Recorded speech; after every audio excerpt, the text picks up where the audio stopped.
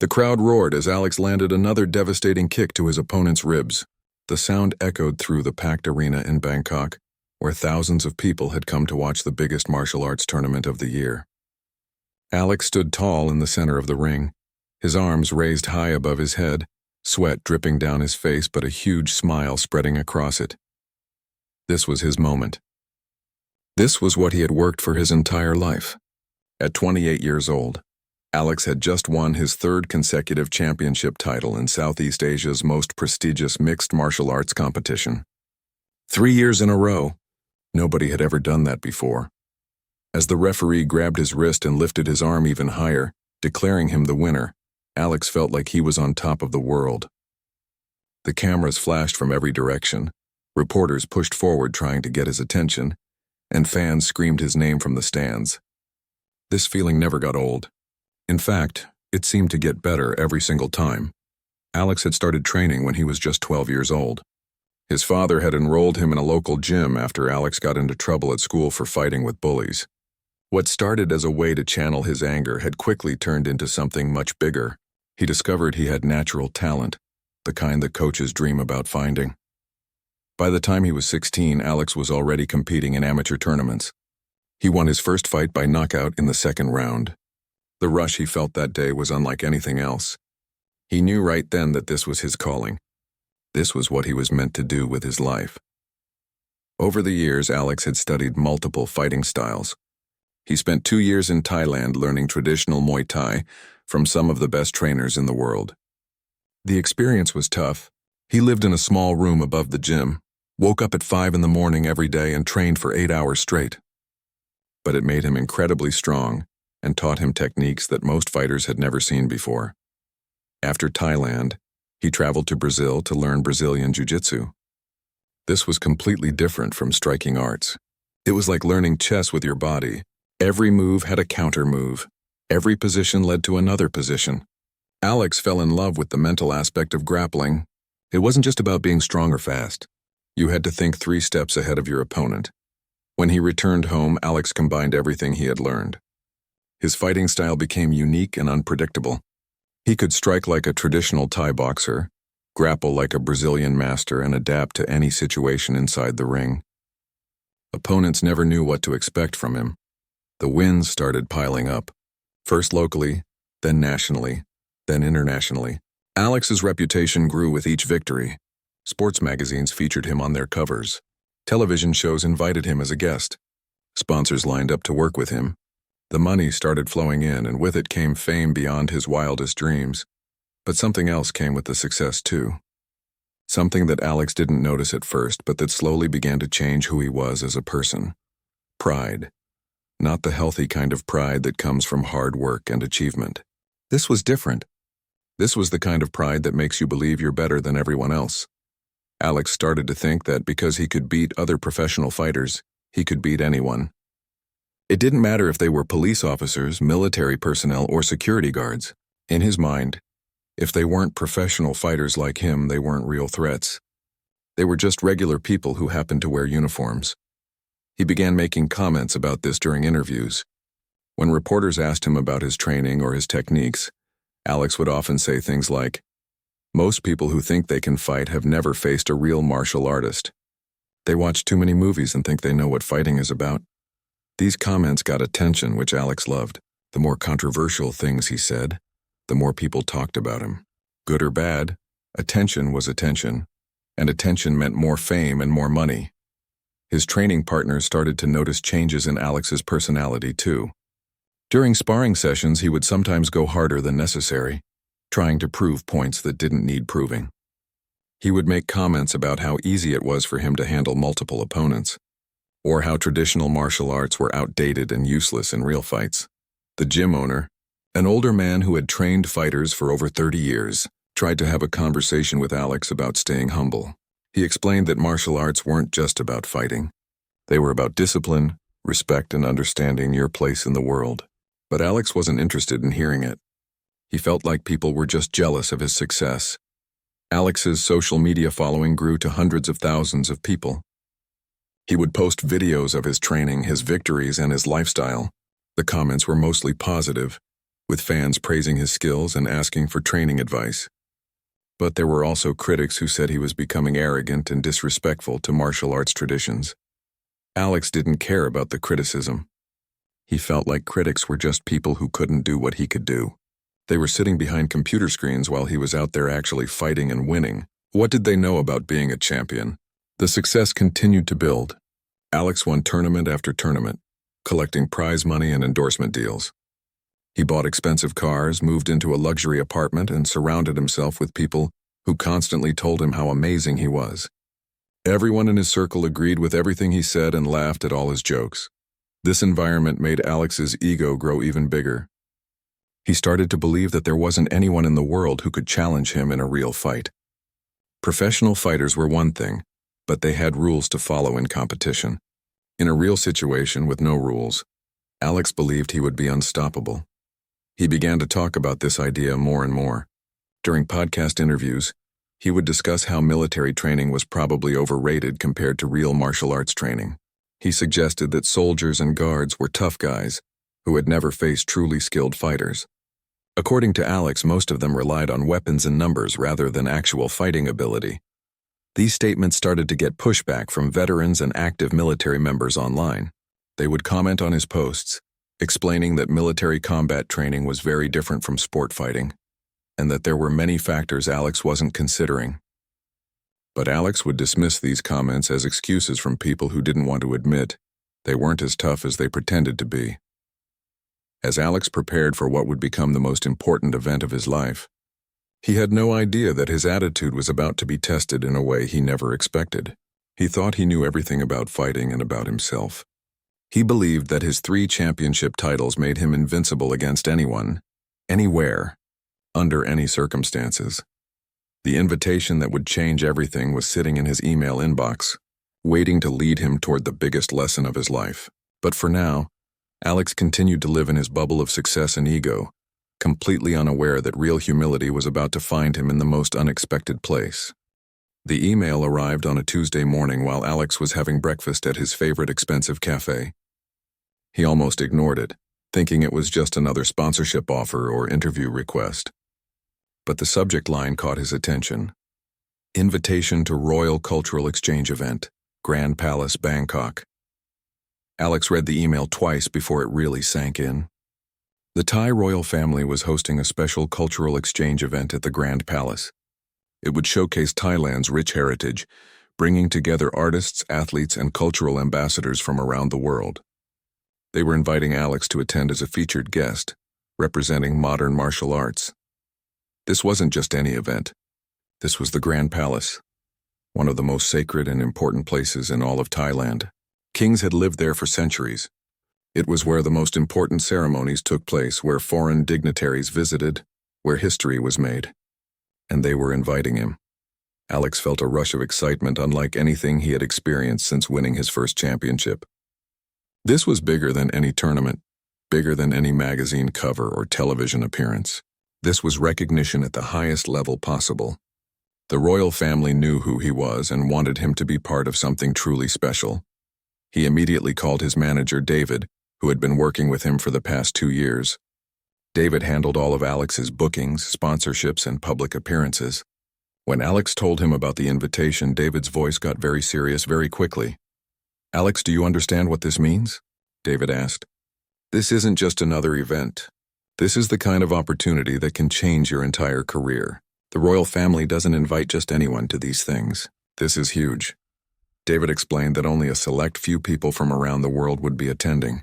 There would be traditional dancers, master craftsmen, renowned artists, and maybe 5 or 6 athletes total.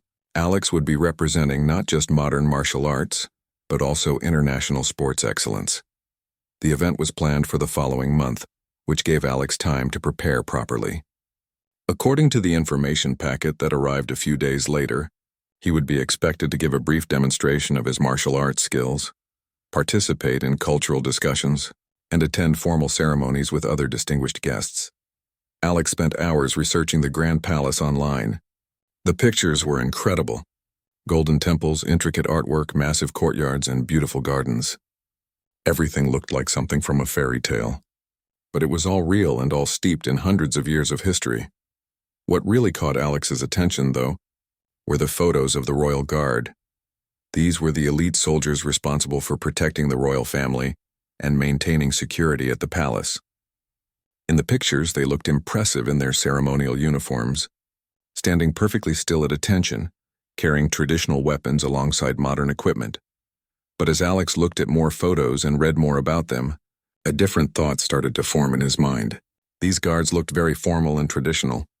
Their movements in the ceremonial videos he found seemed slow and predictable. They marched in straight lines, performed rehearsed routines, and everything they did appeared to be more about ceremony than actual combat effectiveness. Alex began to wonder if these royal guards were really as tough as they looked, or if they were more like actors playing roles in an elaborate historical performance. Sure, they probably went through some basic military training, but how much real fighting experience could they have? They spent most of their time standing around looking impressive and participating in ceremonies. This thought led Alex down a rabbit hole of research about ceremonial military units around the world. He watched videos of guards at Buckingham Palace, the Tomb of the Unknown Soldier, and other famous locations.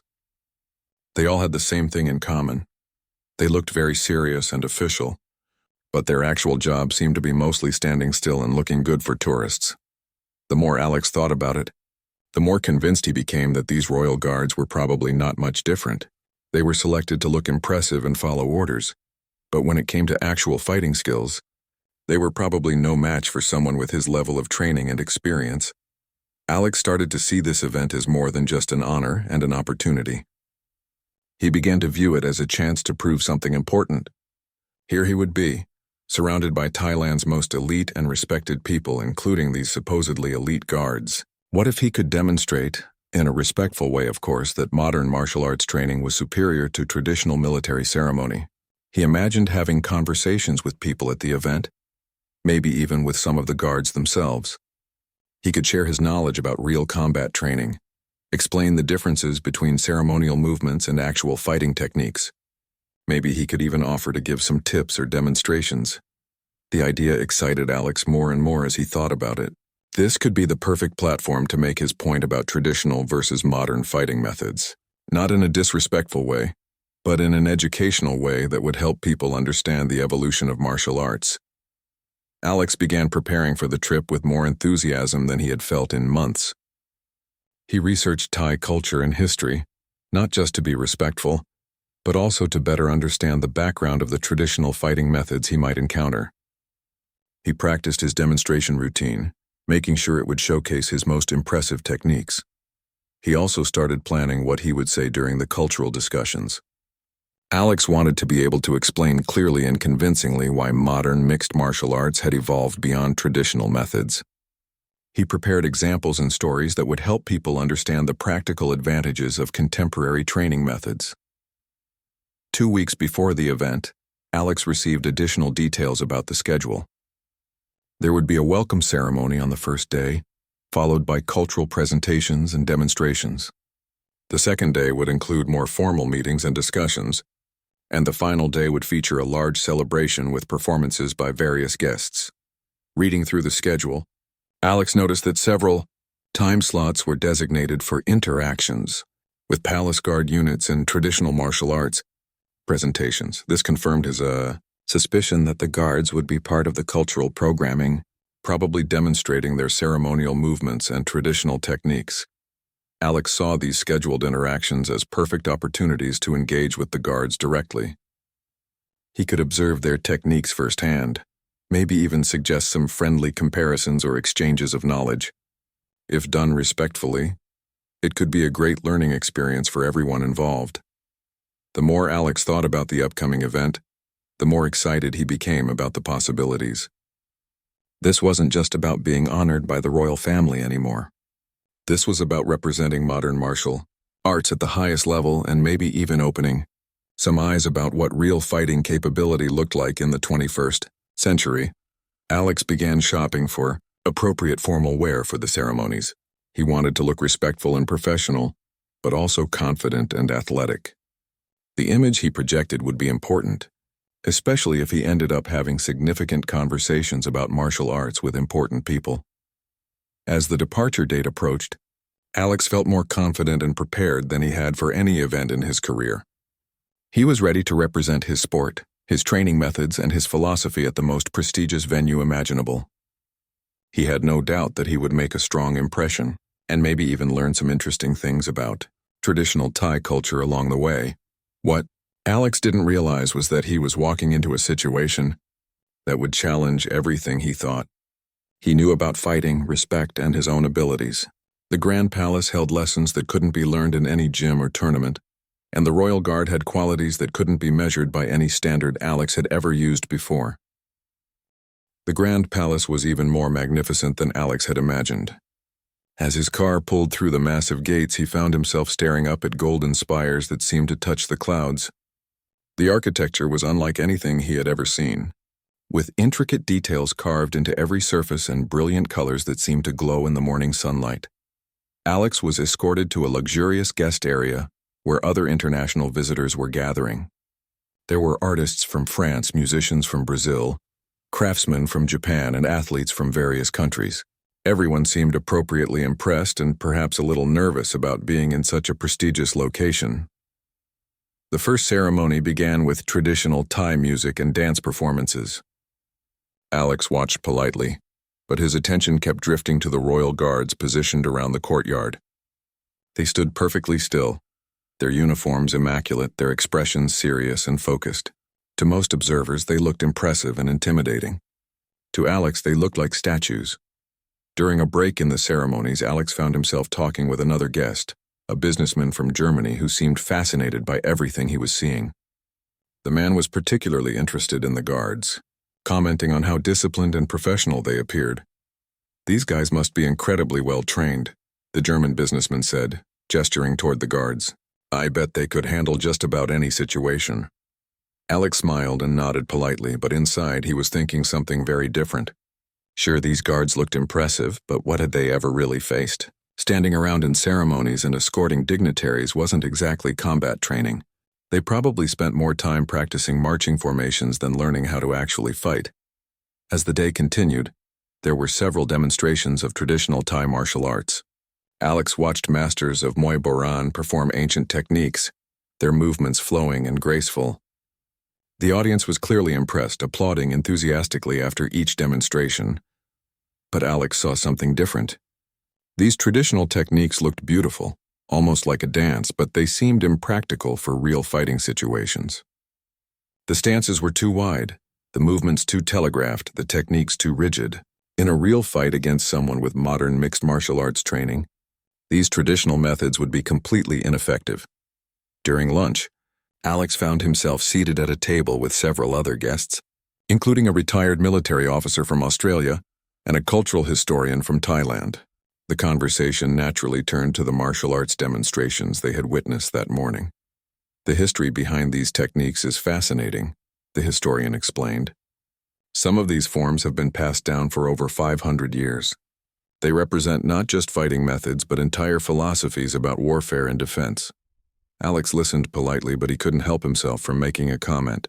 "It's definitely interesting from a historical perspective," he said. "But you have to wonder how effective these old techniques would be against modern fighting methods. I mean, martial arts have evolved so much in the past few decades." The retired military officer looked at Alex with interest. "What do you mean exactly?" Alex felt like this was his opportunity to share some valuable insights. "Well, in modern mixed martial arts, we've taken the best techniques from every fighting system and combined them with scientific training methods. We've tested everything in actual combat situations. A lot of these traditional techniques might have worked hundreds of years ago, but they haven't been pressure tested against modern fighters." The historian looked a bit uncomfortable with this line of discussion, but Alex continued, "Don't get me wrong, I have huge respect for the history and culture, but when it comes to actual fighting effectiveness, there's really no comparison between traditional methods and modern martial arts." As the afternoon progressed, Alex found more opportunities to share his opinions. During another break, he was talking with a small group of guests when the conversation turned to the royal guards again. Someone mentioned how intimidating they looked and how secure everyone felt with them around. Alex chuckled softly. "They definitely look the part," he said. "But you know, looking intimidating and actually being effective in a real situation are two very different things. These guys probably spend most of their time learning ceremony and protocol. I doubt they've ever been in an actual fight. One of the other guests, a woman from Canada, seemed surprised by Alex's comment. But surely they must have extensive combat training. They're protecting the royal family after all. I'm sure they have some basic military training, Alex replied. But there's a big difference between military training and actual fighting skills. Military training is about following orders, working as a unit, and handling weapons. Real fighting is about adapting to unexpected situations, reading your opponent, and applying techniques under pressure. Alex was warming up to the topic now. I've trained with ex-military guys before, and most of them admit that their military training didn't really prepare them for one-on-one combat situations. They learned discipline and teamwork, which are valuable but not actual fighting skills. The group listened politely, but Alex could sense that some of them weren't entirely comfortable with his analysis. He decided to tone it down a bit, but the seed of his thinking had been planted. Throughout the rest of the day, whenever he looked at the royal guards, he saw confirmation of his theory. During the evening's formal dinner, Alex was seated near several Thai officials and cultural leaders. The conversation was more formal, focusing on the cultural exchange aspects of the event and the importance of preserving traditions while embracing modernity. Alex saw this as another opportunity to contribute meaningfully to the discussion. When the conversation touched on the evolution of various cultural practices, he mentioned how martial arts had evolved and improved through international exchange and scientific analysis. It's fascinating to see how different cultures approach the same fundamental challenges, Alex said. In martial arts, we've learned that the most effective techniques are often combinations of methods from different traditions, refined through actual testing and competition. An elderly Thai official nodded thoughtfully. That is an interesting perspective, but perhaps there are aspects of traditional methods that cannot be measured simply through competition results. Alex considered this for a moment. That's a fair point, he said. Traditional methods definitely have cultural and spiritual value. But when we're talking about practical effectiveness, about actually protecting people or defending yourself, I think the evidence is pretty clear that modern methods are superior. The official smiled politely but didn't respond, which Alex took as tacit agreement with his position. He felt good about the impression he was making and the insights he was sharing with these important people. Later that evening, as Alex walked through the palace grounds with some other guests, they passed several royal guards at their posts. The guards maintained their stoic expressions and perfect posture, not acknowledging the passing group except with slight nods of recognition. They're like living statues, Alex commented quietly to the person walking next to him. I wonder if they ever get tired of just standing there looking serious all the time.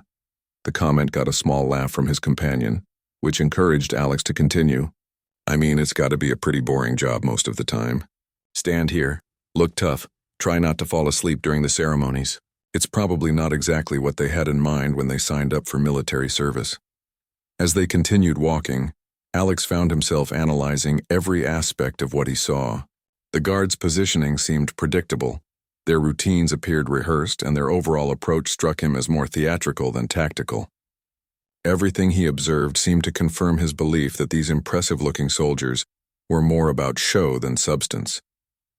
What Alex didn't realize was that his comments and attitudes hadn't gone unnoticed. Several people had heard his observations about traditional martial arts and the royal guards, and word was beginning to spread through the small community of guests and officials at the event. Alex went to sleep that first night feeling satisfied with how the day had gone. He had made good impressions, shared valuable insights, and established himself as someone with expertise worth listening to. Tomorrow would bring more opportunities to engage with these fascinating traditional elements of Thai culture, and Alex was looking forward to continuing the educational discussions he had started. The second day at the Grand Palace began with Alex feeling even more confident than before. He had slept well in the luxurious guest quarters and woke up energized for another day of cultural exchange. As he got dressed in his formal attire, Alex reflected on how well the previous day had gone and looked forward to more opportunities to share his expertise. The morning schedule included more traditional demonstrations, followed by interactive sessions where guests could ask questions and engage with various cultural experts. Alex was particularly interested in the martial arts sessions, where he hoped to get a closer look at the traditional techniques and maybe even participate in some discussions. During breakfast, Alex sat with several other international guests who seemed fascinated by everything they had experienced so far. The conversation naturally turned to their observations about Thai culture and the impressive setting of the Grand Palace. "I can't get over how disciplined everyone is here," commented a professor from England, "especially those royal guards. They seem to embody everything about Thai precision and tradition." Alex nodded thoughtfully while spreading jam on his toast. "They definitely maintain their image well," he said, "though I have to wonder what their actual training involves. I mean, standing at attention and looking impressive is one thing, but real combat readiness is something completely different." The professor looked intrigued. "What do you mean by that?" Alex was happy to elaborate. "Well, in my experience training with fighters from all different backgrounds, there's often a big gap between ceremonial martial arts and practical fighting ability. These guards probably know a lot about protocol and presentation, but I'd be curious to see how they'd handle themselves in an actual confrontation." What Alex didn't notice was that one of the palace staff members, a young woman who had been quietly refilling coffee cups, paused slightly when she heard his comment. She continued her work without any obvious reaction, but she had clearly been listening to the conversation. Later that morning, during a break between cultural presentations, Alex found himself in a beautiful courtyard area where guests could walk around and admire the architecture. He was examining some intricate carvings when he noticed one of the royal guards standing nearby, maintaining his post with perfect posture. Alex approached the guard, thinking this might be an interesting opportunity for a brief conversation. The guard was clearly well built and carried himself with confidence, but Alex still saw him as essentially a ceremonial figure rather than a serious combatant. "Excuse me," Alex said politely. "I hope you don't mind me asking, but I'm curious about your training. As a martial artist myself, I'm always interested in different approaches to combat preparation." The guard, whose name tag read Captain Thanakit, turned slightly to acknowledge Alex while maintaining his professional demeanor. "I appreciate your interest," he replied in excellent English. "We undergo comprehensive training in various disciplines, both traditional and modern." "That's fascinating," Alex said. "I practice mixed martial arts professionally, and I've always been curious about how traditional military training compares to modern fighting sports. Do you get much opportunity for actual sparring or pressure testing?" Captain Thanakit studied Alex for a moment before responding. "Our training is quite thorough," he said simply. "We prepare for many different types of situations and challenges." Alex sensed that the captain was being diplomatic rather than specific, which he interpreted as confirmation of his suspicions. "I'm sure you're very well prepared for your duties here," Alex said. "The ceremonial aspects must require a lot of practice and coordination." "Indeed," the captain replied, "though our responsibilities extend beyond ceremony." Before Alex could ask more questions, another guard approached and spoke quietly to Captain Thanakit in Thai. The captain nodded and turned back to Alex. "If you'll excuse me, I have duties to attend to. I hope you continue to enjoy your visit to our palace." As Alex watched the captain walk away, he felt even more convinced that his initial assessment had been correct. The guard had been polite and professional, but he had avoided giving any specific details about actual combat training. To Alex, this suggested that there probably wasn't much real combat training to discuss. Throughout the rest of the morning, Alex continued making similar observations and comments to other guests. During a traditional weapons demonstration, he pointed out several techniques that he felt would be ineffective against modern fighting methods. When someone mentioned how impressive the palace security seemed, Alex suggested that impressive appearance and actual security capability were often quite different things. By lunchtime, Alex's comments had reached the ears of several palace officials and staff members. While most Thai people are naturally polite and avoid direct confrontation, Alex's repeated suggestions that their traditional methods and guard training were inferior to modern approaches were beginning to create some concern among those responsible for the event. During the afternoon session, Alex was invited to give his own demonstration of modern mixed martial arts techniques. He performed brilliantly, showcasing combinations of striking, grappling, and ground fighting that clearly impressed the audience. His movements were fluid, powerful, and obviously the result of years of dedicated training. After his demonstration, Alex answered questions from the audience about his training methods. competition experience, and philosophy of martial arts. He was in his element, explaining the scientific approach to modern fighting and the advantages of pressure testing techniques in actual competition. The beauty of mixed martial arts, Alex explained to the engaged audience, is that we've taken the best elements from every fighting system and combined them with modern training science. We don't just practice techniques in isolation, we test them against fully resisting opponents in realistic conditions. An elderly Thai martial arts master in the audience raised his hand. "That is very impressive," he said respectfully. "But do you believe that all traditional methods are without value?" Alex considered his answer carefully, wanting to be respectful while still making his point.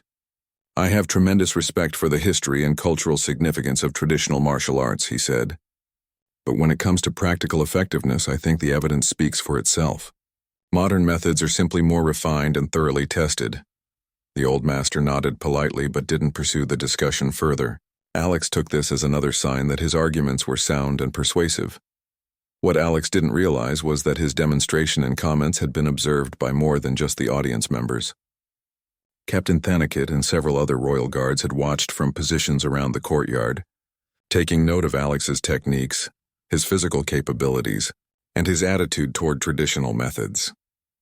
Later that afternoon, Captain Thanakit was having a quiet conversation with the palace event coordinator, a senior official who had been organizing the cultural exchange. They spoke in Thai, their voices low and respectful, but their expressions were serious, the coordinator explained. That several guests and staff members had mentioned Alex's repeated comments about the superiority of modern fighting methods over traditional approaches and his suggestions that the royal guards were more ceremonial than capable. While everyone understood that Alex was probably just enthusiastic about his own expertise, the comments were beginning to seem disrespectful to Thai traditions and institutions. Captain Thanakit listened carefully and nodded thoughtfully. He had 15 years of experience in the Royal Guard, including advanced training in traditional Thai martial arts, modern military combat techniques, and specialized security protocols. He had also served in actual combat situations before joining the Guard, something that most people at the palace didn't know about him. "Perhaps," the captain suggested quietly, "it would be educational for everyone if there were an opportunity for a friendly demonstration between traditional and modern approaches. Something respectful and informative that could help bridge the gap in understanding." The coordinator considered this suggestion carefully. Such a thing would be highly unusual. But if done properly and with appropriate respect, it could indeed be educational for all involved. It might also help address the growing concern about Alex's attitude in a constructive way. As the day concluded with another formal dinner, plans were already being quietly made for what would become the most significant moment of Alex's visit to the Grand Palace. The stage was being set for a lesson that would challenge everything Alex thought he knew about fighting, respect, and the true meaning of martial arts mastery. The third morning at the Grand Palace began differently than the previous 2 days.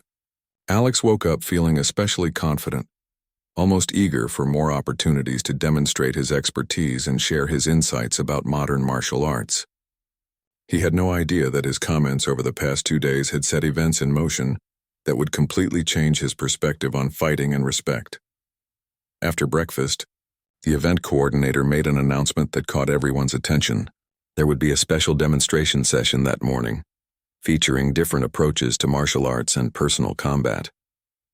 The coordinator explained that this would be an educational opportunity to explore how various fighting traditions had evolved and adapted over time. Alex felt a surge of excitement. This sounded like exactly the kind of platform he had been hoping for. A chance to demonstrate the superiority of modern methods in front of this distinguished audience, with the beautiful Grand Palace as a backdrop.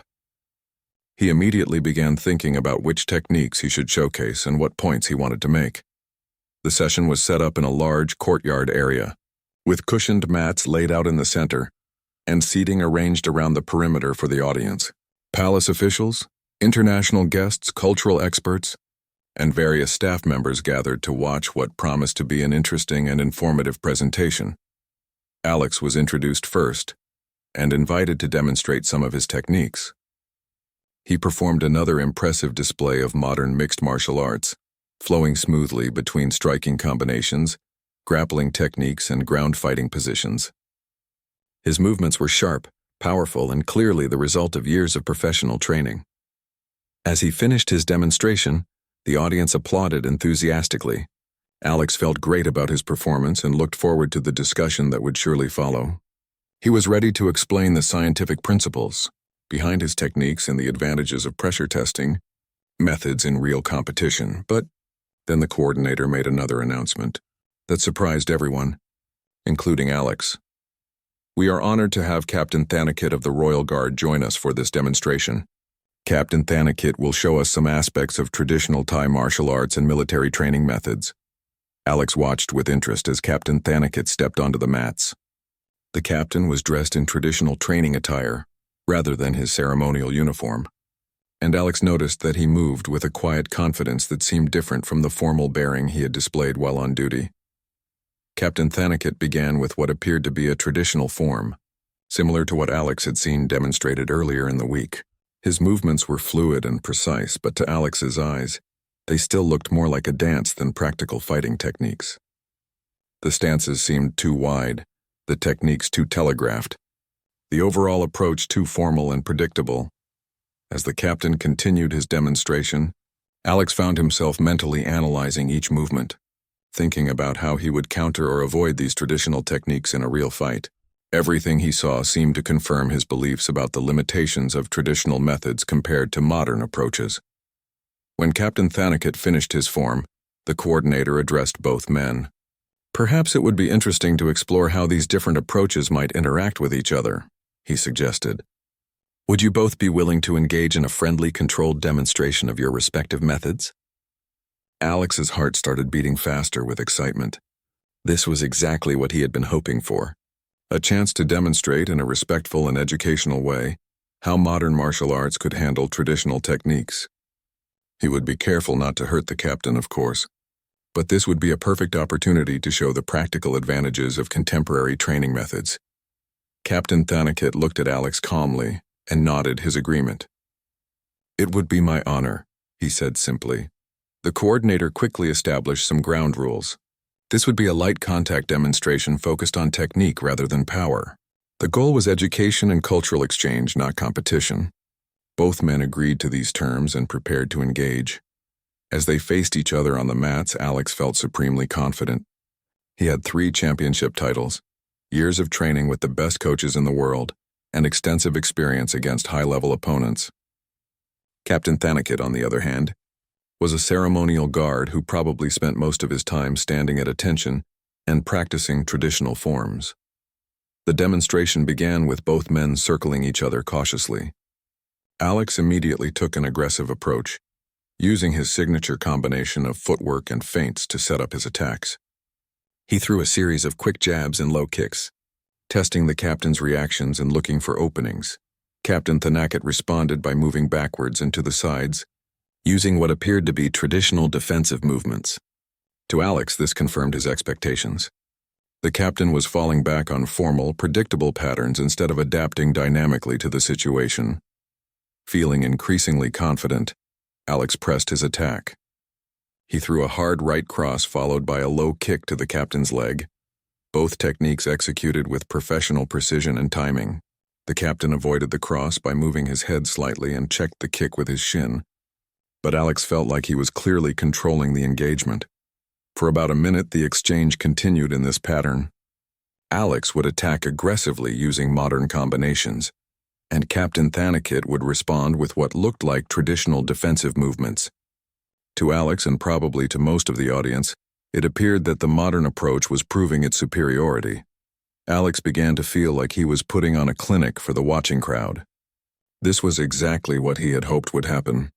He was demonstrating clearly and convincingly that contemporary martial arts training produced superior results compared to traditional methods. He started thinking about how he would explain the technical differences when the demonstration concluded. But then something completely unexpected happened. Without any obvious change in his demeanor or approach, Captain Thanakit suddenly shifted from defense to offense. His movement was so smooth and natural that Alex barely registered the transition until it was already too late to respond effectively. What Alex had interpreted as traditional defensive movements had actually been careful observation and positioning. The captain had been studying Alex's patterns, timing, and preferred techniques while appearing to simply retreat and defend. Every movement had been deliberate and purposeful, setting up for what came next. The captain's counterattack was unlike anything Alex had experienced in all his years of training and competition. It wasn't flashy or complicated, but it was devastatingly effective, using a combination of precise timing, perfect positioning, and techniques that Alex had never encountered before. Captain Thanakit completely neutralized Alex's attack and put him in an inescapable position. The speed and smoothness of the reversal was shocking. One moment Alex was confidently pressing his attack, feeling like he was dominating the exchange. The next moment he was face down on the mat with Captain Thanakit's knee pressed firmly against his back and his arm controlled in a position that made any movement impossible. Alex tried to struggle, tried to use his grappling techniques to escape or reverse the position, but nothing worked.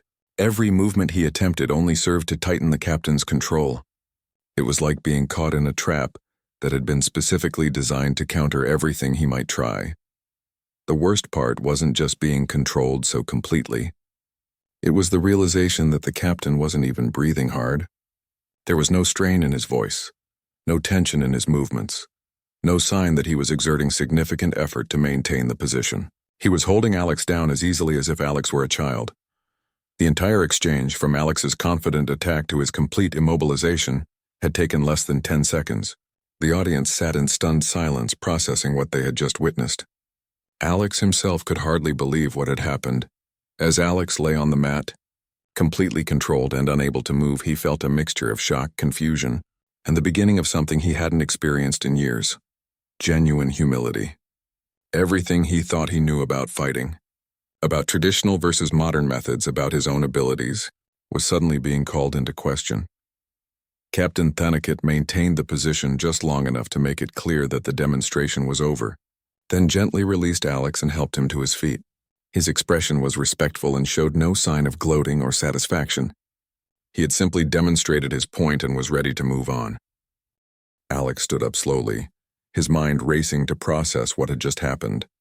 The physical sensation of being completely controlled was still fresh in his body, but the mental impact was even more overwhelming. In all his years of training and competition, he had never experienced anything quite like what Captain Thanakit had just done to him. The audience remained quietly respectful, but Alex could see various expressions on their faces. Some looked surprised, others appeared thoughtful, and a few seemed to be suppressing small smiles. The elderly Thai martial arts master who had questioned Alex the day before was nodding slowly, as if something important had just been confirmed. Alex's first instinct was to try to rationalize what had happened. Maybe he had been caught off guard because he was holding back, trying to be respectful in the demonstration setting. Maybe the captain had used some technique that wouldn't work in a real fight or competitive situation. Maybe it was just a lucky moment that didn't really prove anything significant. But even as these thoughts ran through his mind, Alex knew they weren't true. What Captain Thanakit had done wasn't lucky or situational. It was the result of skill, experience, and a level of martial arts mastery that Alex was only beginning to recognize. Captain Thanakit turned to address the audience, his voice calm and educational. "What we have just demonstrated," he said, "illustrates an important principle in martial arts. Effective technique is not always about power or speed or even modern versus traditional methods. It is about understanding timing, distance, and the psychology of conflict." He gestured respectfully toward Alex. Our guest demonstrated excellent technical skill and physical conditioning. His techniques were executed with professional precision. However, martial arts at the highest level involve more than just technique. They require the ability to read situations, adapt to unexpected circumstances, and apply knowledge gained through experience. Alex listened carefully, trying to understand not just what the captain was saying, but what had actually happened during their brief exchange. He was beginning to realize that he had fundamentally misunderstood what he had been watching over the past few days. The captain continued his explanation. Traditional martial arts are not museum pieces or ceremonial dances. They are living systems that have been tested and refined through centuries of actual combat. The techniques may look formal or predictable to someone unfamiliar with their application, but they contain principles that remain as valid today as they were hundreds of years ago.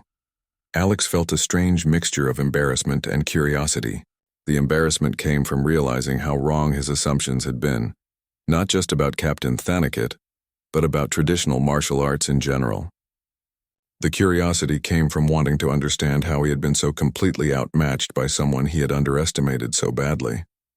One of the international guests raised her hand to ask a question. "Captain, could you explain more about what happened during the demonstration?" It seemed like the dynamic changed very suddenly. Captain Thanakit nodded. "This demonstrates another important principle. In real conflict situations, the person who appears to be losing is not always actually losing. Sometimes what looks like retreat or defense is actually preparation for a decisive counterattack." He turned to Alex. "May I ask what you were thinking during the first part of our exchange?" Alex hesitated for a moment, then decided to be honest. "I thought I was controlling the engagement," he admitted. "It seemed like my attacks were working and that you were just trying to avoid them using traditional defensive movements."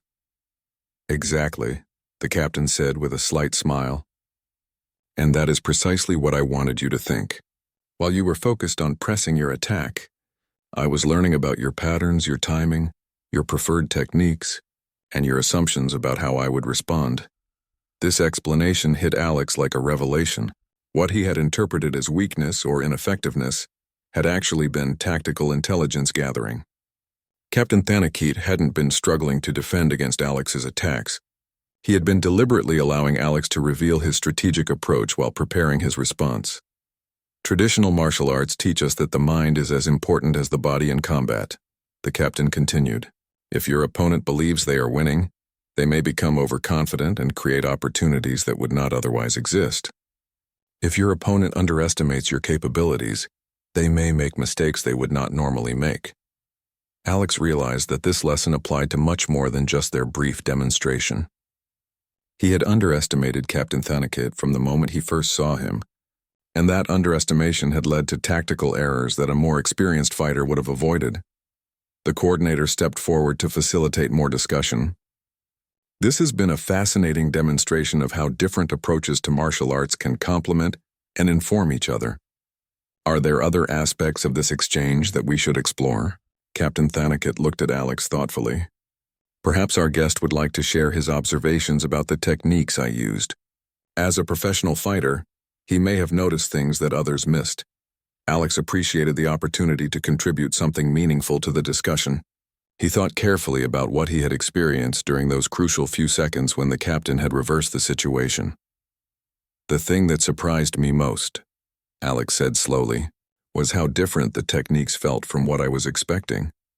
When I train with other modern martial artists, even when they surprise me or catch me off guard, the techniques still feel familiar because they come from similar systems and approaches."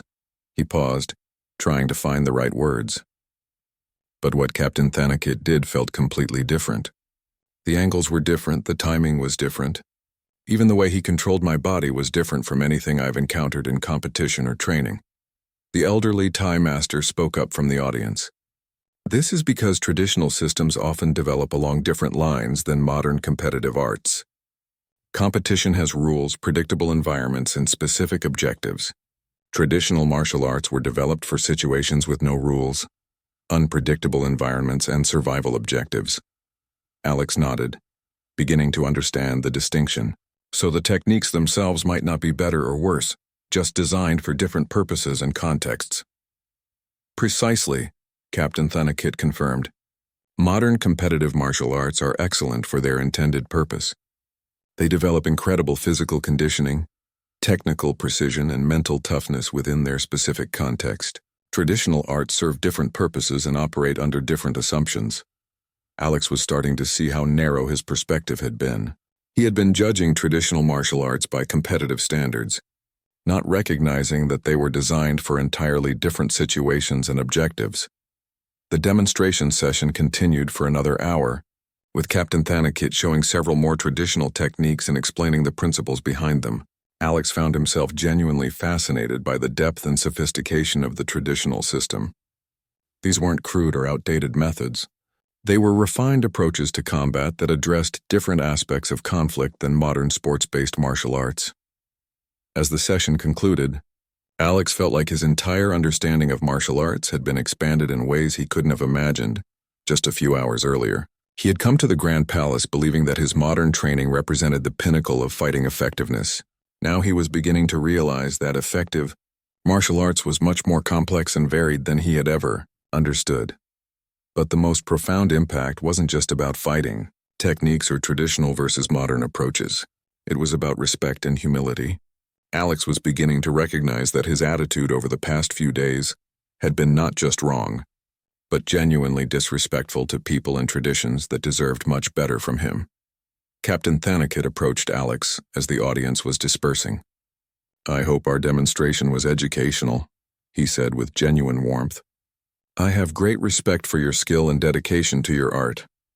Alex looked at the captain with new eyes, seeing not a ceremonial guard playing a role, but a serious martial artist with knowledge and experience that complemented and expanded beyond anything Alex had encountered before. The hours following the demonstration were unlike any Alex had experienced since becoming a professional fighter. Instead of the usual confidence and certainty that filled his thoughts after training or competition, he found himself in a state of deep reflection and, if he was honest with himself, considerable confusion about things he had always taken for granted.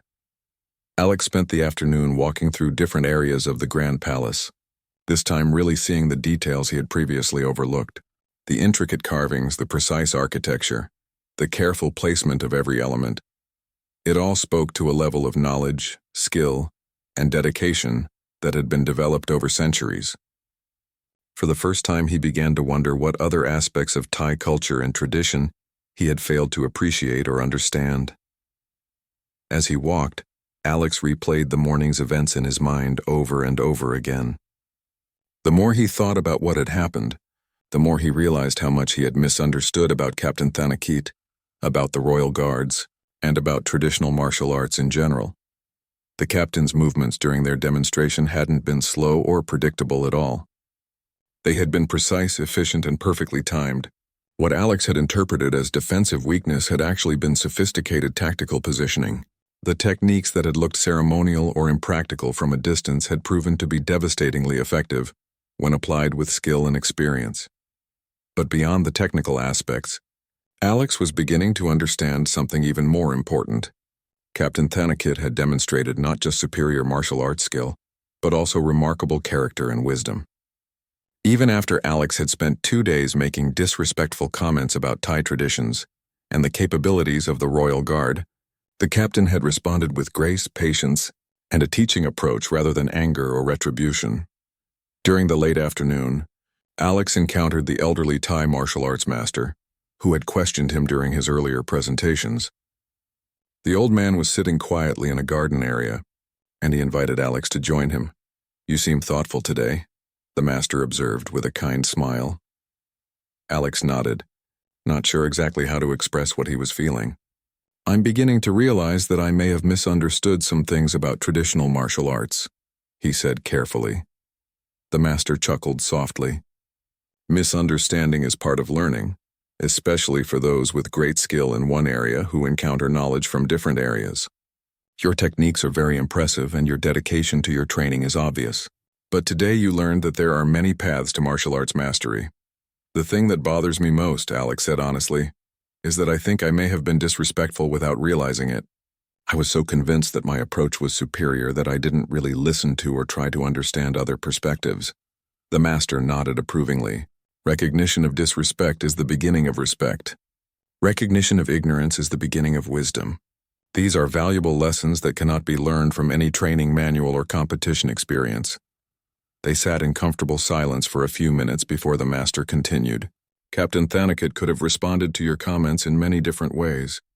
He could have ignored them, or become defensive, or taken offense. Instead, he chose to create a learning opportunity for everyone involved, including you." Alex realized that this was exactly right. The captain hadn't embarrassed him or made him look foolish, even though he easily could have. Instead, he had demonstrated his points in a way that was educational and respectful, giving Alex the opportunity to learn and grow rather than just being humiliated. "I need to apologize to him," Alex said, "and probably to others as well." "That would be appropriate," the master agreed. But make sure your apology comes from genuine understanding, rather than just embarrassment about being defeated. True apology requires recognizing not just that you were wrong, but understanding why you were wrong and how you can do better. That evening, Alex sought out Captain Thanakit during a break in the formal dinner proceedings. He found the captain in a quiet corridor, reviewing some documents related to the next day's schedule.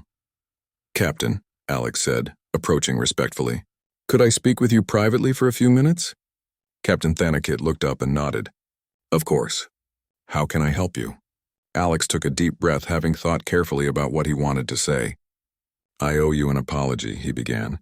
"Over the past few days, I've made comments about traditional martial arts and about the royal guards that were disrespectful and ignorant.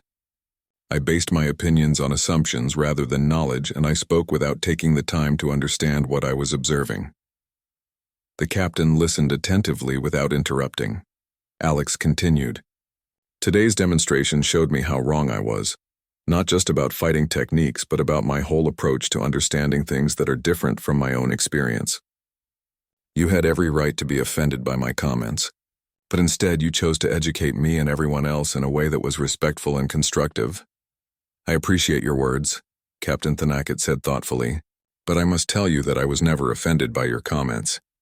Confidence in one's abilities is not a character flaw, and enthusiasm for one's chosen path is admirable. The problem only arises when confidence becomes arrogance, or when enthusiasm becomes disrespect for other paths." Alex was struck by the captain's generosity of spirit. Even now, when Alex was trying to apologize, the captain was finding ways to be understanding and supportive. "Can I ask you something?" Alex said. "During our demonstration, it seemed like you knew exactly what I was going to do before I did it. How is that possible?" Captain Thanakit smiled. "Experience teaches us to read patterns and intentions. But more importantly, traditional martial arts training includes extensive study of psychology and strategy, not just physical techniques. We learn to understand how people think and react under pressure, how confidence can become overconfidence, how assumptions can create blind spots."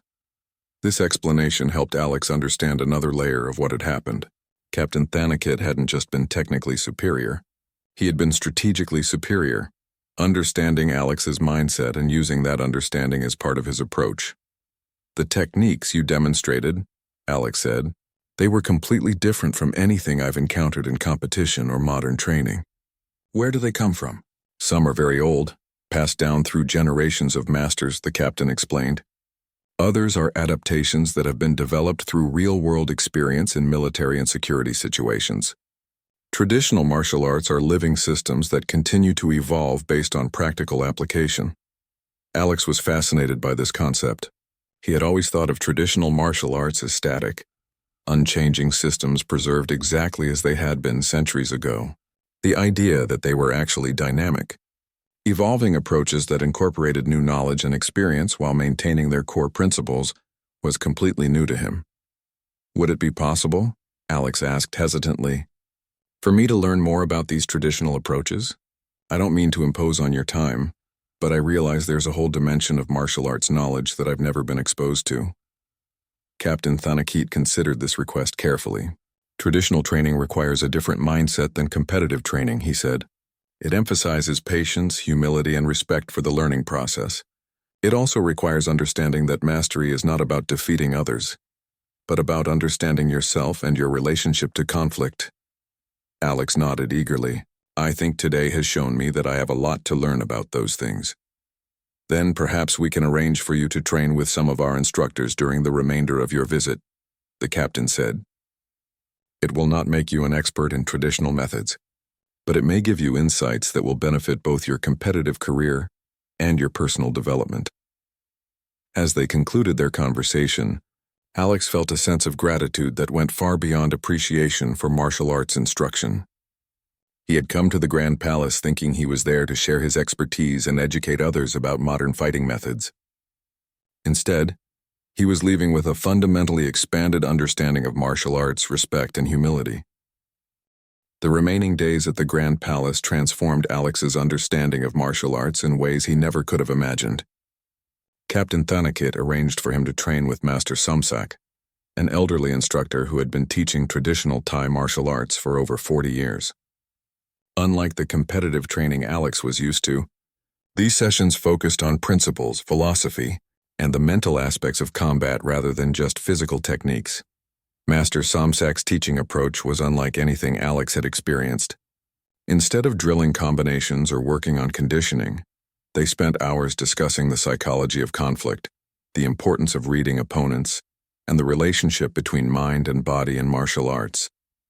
The old master would demonstrate a technique once, explain its underlying principle, then have Alex practice it slowly and mindfully until he understood not just how to do it, but why it worked. Speed and power are gifts of youth, Master Somsak explained during one session, but wisdom and understanding can grow throughout a lifetime. The fighter who relies only on physical gifts will eventually lose them. The fighter who develops wisdom will become more dangerous with age, not less. These concepts challenged everything Alex thought he knew about martial arts development.